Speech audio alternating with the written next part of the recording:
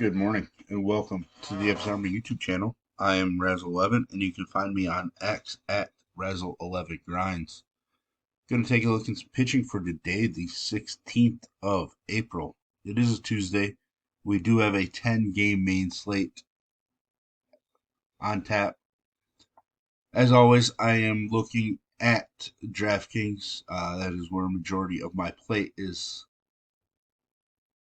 happening. FanDuel wise, my pitcher pool is cut in half or less. I don't really think we need to get too creative on FanDuel generally because pricing for hitters is a little softer. But let's kind of dig in here. Reminder, this is my first look at pitching on the slate. I try to get more in depth later in the day with our members over at DFS Army. But let's get rolling. I haven't had a chance to look at any K props. I'm going to bring them up on a second monitor here. I'm going to be skipping over Dylan Cease at the top. The Brewers' offense, though I don't think is as good as they've shown, uh, are just performing really well. Cease is coming off of a really strong performance against the Cubs. Uh, and the Cubs are a team that people have been on recently from an offensive standpoint. So maybe there's going to be some discussion about Cease, but that 10.7K price point just doesn't feel great for me. So I'd rather go elsewhere. Logan Gilbert, kind of torn. I think I'm going to go with him. I did end up going with Kirby last night. I felt like there was some upside. Uh, Gilbert definitely feels like there's upside as well. Cincinnati team does have some dangerous bats, but his K prop is sitting at 7.5 right now, which is pretty strong. He is a minus 130 favorite. Game total of just 7. I believe last night's game had the lowest total on the slate as well. So it is a good spot for us to target Logan Gilbert and Hunter Green. Hunter Green's K prop sitting at 8.5. Um, a lot more volatile, I would say, than Logan Gilbert is. But I just can't quit using Hunter Green. The upside that he does show is really strong. Brady Singer, probably going to be a fairly popular option.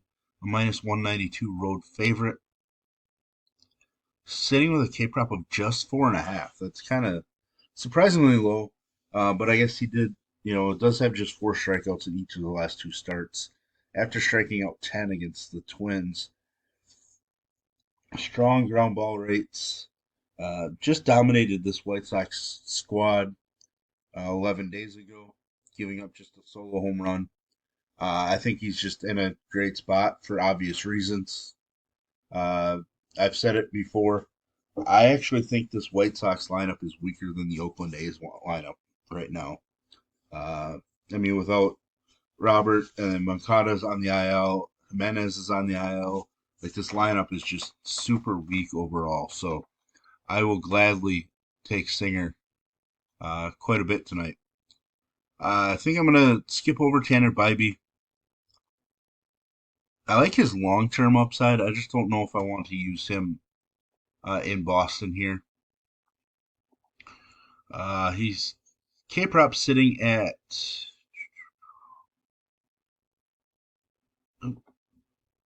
just 5.5. So some decent K upside. He is a road underdog.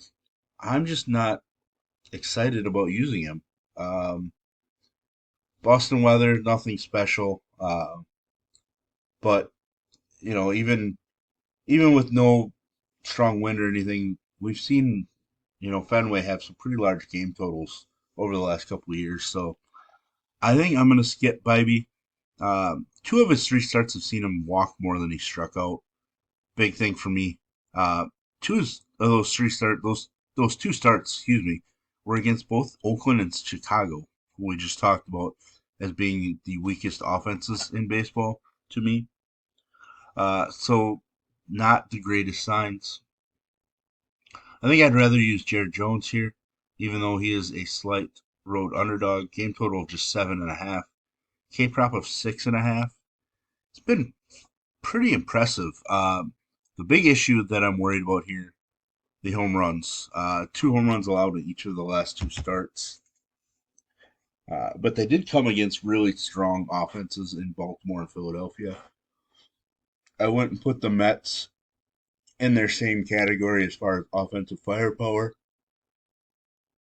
Excuse me. I do know that the Mets do have some upside, especially at home, but I think Jones is a very interesting option, and I do kind of expect him to be a little lower owned because Lance Lynn taking on the aforementioned Oakland A's offense is $100 cheaper. He's actually looked really good in two of his three starts this year. Shut down the Dodgers, and then coming off of a shutdown performance against the Phillies. Had some walk issues, but stretched out to 94 pitches in his last start, an extra day of rest. Um, K prop of 6.5, and I assume a strong favorite, minus 148 favorite. Not as strong as I would have thought. Game total of 8, sitting with what the third lowest game total on the slate. So I think Lynn's going to be pretty popular SP2 on the slate, which means that Jones probably ends up a little overlooked, and I think there's upside in Jones tonight. Garrett Whitlock is somebody that I really like. I'm just not going to go there against Cleveland right now. Uh, Mostly because I just don't know if there's the K upside. Cleveland has a couple games this year where they've struck out more than we expected, but for the most part, they just make plenty of contact. Does rack up kind of pitch totals in just 5 innings, which is a little worrisome. And to be honest, we have to decide on some guys to fade. So Whitlock to me is the guy that I can comfortably fade and not be too worried about. Um, but I do like him long term as a pitcher.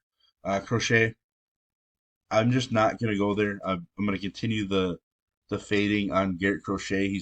He has really surprised me this year.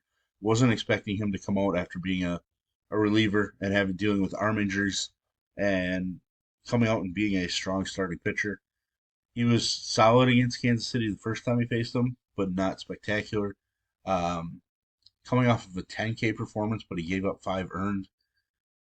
I'm just not overly interested. I don't. Well, excuse me. Let me backpedal. I don't think Crochet's pitching. I forgot they still have all the pitchers listed for the White Sox. So edit that out if I was gonna edit it. But this is all live and unedited content. So uh, I think I did this yesterday and I talked about Crochet. Let's skip over the White Sox because we're not going to be using their pitching. Reynaldo Lopez not going to go there against Houston. He has looked good as a starter for the Braves. I just don't want to pick on Houston, especially in Houston.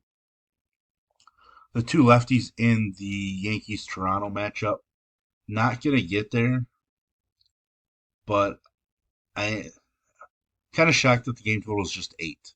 Uh, the Blue Jays are a minus 122 favorite. And as I look for K props here, Kikuchi's 5.5. Rodon is just 4.5. Rodon seems a little low, but he's just somebody that I don't know if we can trust.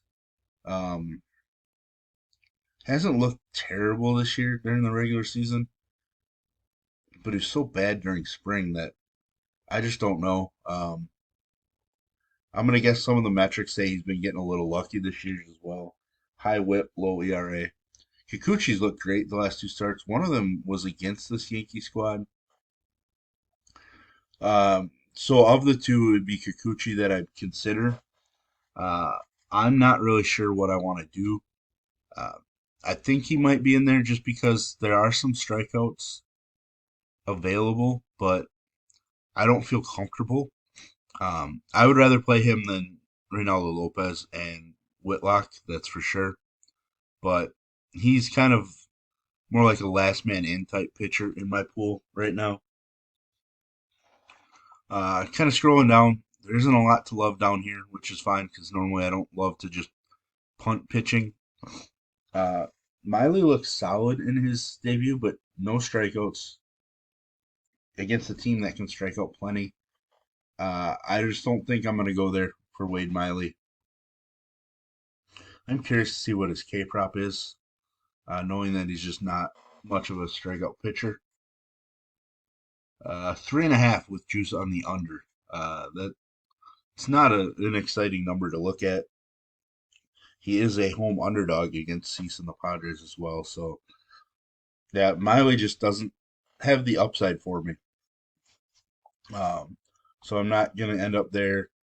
Just not a Tommy Henry fan, even though we did pick on the Cubs last night. I was super overweight on Merrill Kelly. I was pretty happy, other than the fact that he threw a lot of pitches to get through 5 innings.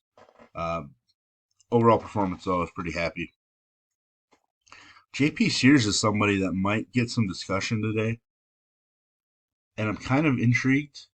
He is, like I mentioned before, he is a slight home underdog with Lance Lynn being the favorite. Game total of just 8.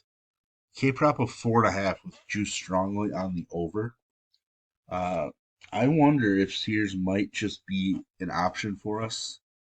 I don't really want to chase that last start against Texas, but he looks extremely strong against that difficult Texas offense. And that came in Texas, where that Texas offense has been even more dangerous. Um, Interest could be in the Dodgers pitching situation. I'm not sure what they're going to do. Right now, they have Yarbrough listed. Um, I saw Landon Knack listed at one point as well. So I want to pay attention to who the Dodgers end up looking for. Yarbrough did just throw 1 inning, but that was, 4 days ago. He is somebody that does have length to him. Um, I don't know if I want to use Yarbrough. I'm kind of more hoping that they end up going with somebody like Landon Knack, who might be an option. Glasnow burned some people against Washington last night. Uh, so a guy like Landon Knack might not be used at all, which intrigues me more. So there we have it. There's kind of the first look at pitching. I do think there are some clear plays at certain price points. I don't really love anything cheaper, um, which unfortunately is generally my stance. I know people look for cheap pitching because they want to squeeze in an extra bat. I fight tooth and nail on that. Cheap pitching is not the answer. You're better off finding a cheap bat than a cheap pitcher. Um, but I won't go into that any further. If you enjoy what I bring to you, please hit the like button, hit the subscribe button, turn the notification bell on, get the alert anytime we drop videos here at DFS Army. If you want to get access to our coaches, tools, sheets, optimizer, Discord, etc., I will put links in the description below. You can use promo code RAZ, that's RAZ, for 10% off monthly. And as always, best of luck, everybody.